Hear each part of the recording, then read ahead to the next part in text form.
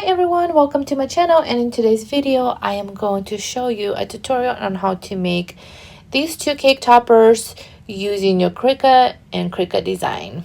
I actually used to make cake toppers and sell them, but I no longer do that because I have a total different thing that I do in my store, which you could check it out on www.zhannastar.com. Anyway, so here are some pictures of the cake toppers I did because they're so cute. Before I begin with the tutorial, if you have not yet subscribed to my channel, please do, and don't forget to turn on the notification bell to get notified whenever I post a new video.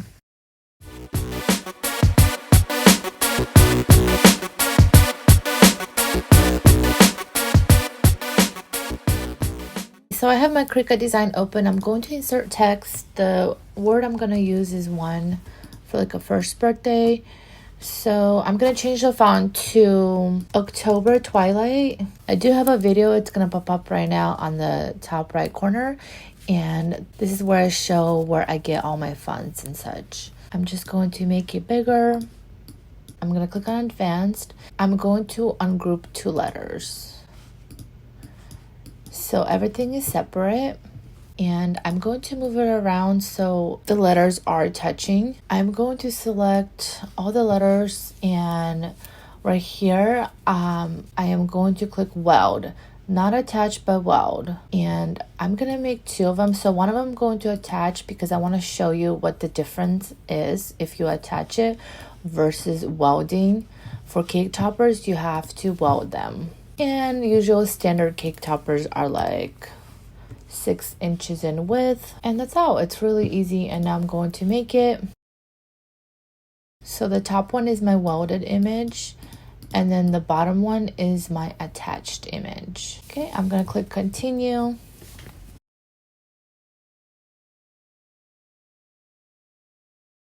I'm gonna pick heavy cardstock, done, and from default I'm gonna change it to more. Okay, so I'm using this really pretty glitter cardstock. It is double-sided. It's super sparkly. I do have the link in the description below where I got it. I'm just using a regular sticky mat because it is brand new. Otherwise, I would use the stronger grip because it is glitter on each side. And with glitter cardstock, I use paper tape or painter's tape to tape down the edges. The paper does not slide while it's being cut.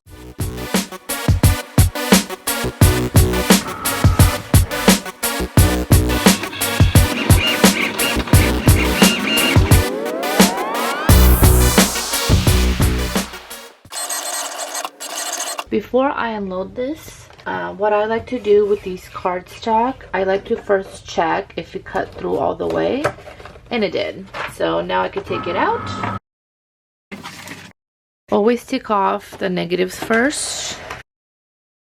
Here's the welded word, and here's the attached. And what I like about this cardstock, because it's pretty sturdy, so when I attach the cake stick, it will stand straight. Like that, it will not be bending. Now this is the attached letters. Because it wasn't welded, it cut out all the letters individually. That's why it's important to weld the letters together and not attach them when making a cake topper. And that's all. And how I attach the wooden stick, I just put glue on it, and I like to place it either in the middle or on the longest thing.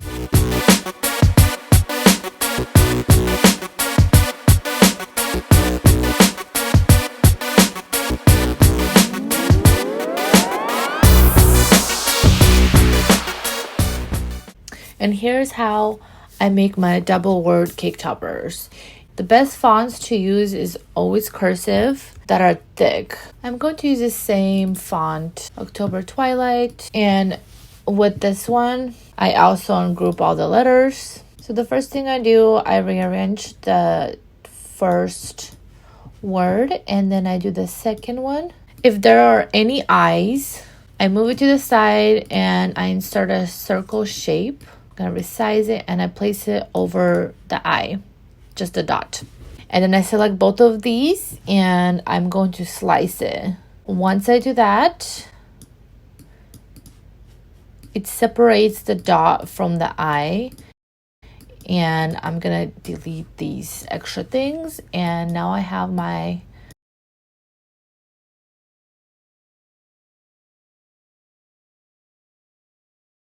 and if I have numbers in the cake toppers, I like to make them really big, and these I like to make them smaller.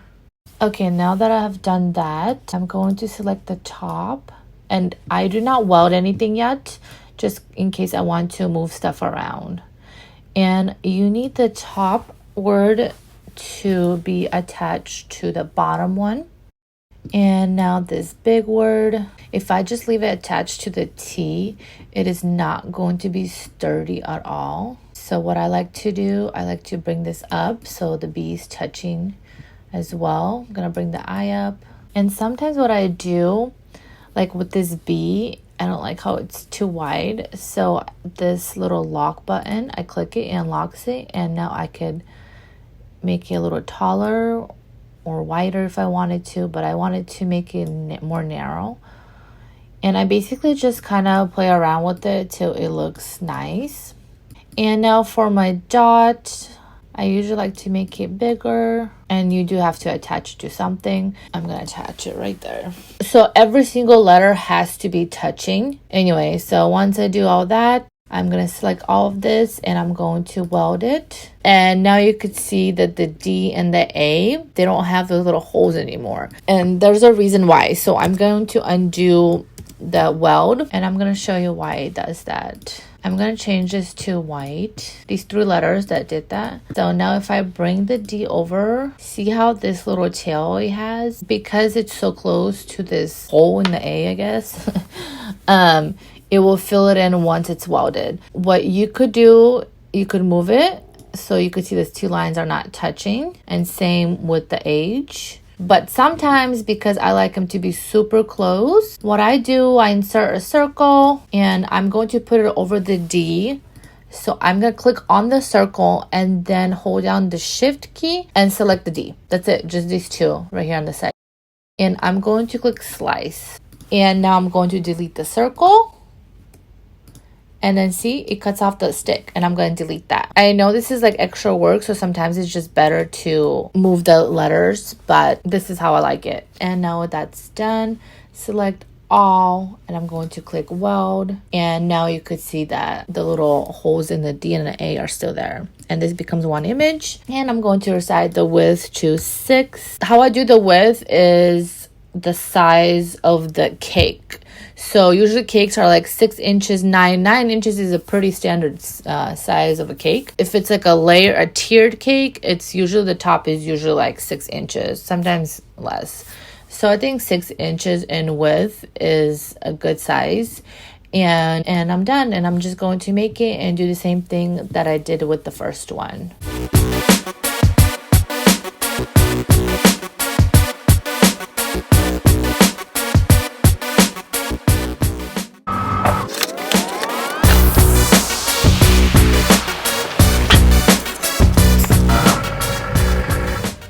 So I forgot to run it through again because it's such a thick cardstock.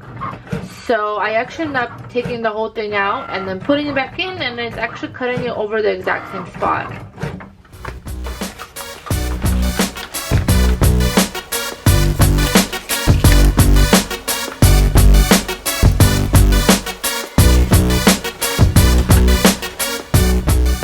And as you could see, if it would stand on one stick, it's really sturdy. It doesn't flop to the front or back. Bigger cake toppers like this is where I would put the cake sticks. Or you could just place one in the middle. Right, and this is out. If you have any questions, comment below. And I hope you liked this video. And if you did, give it a thumbs up. And don't forget to subscribe to my channel. This is where I post a bunch of Cricut tutorials and tutorials and all kinds of DIY projects. Alright, thank you for watching. Bye!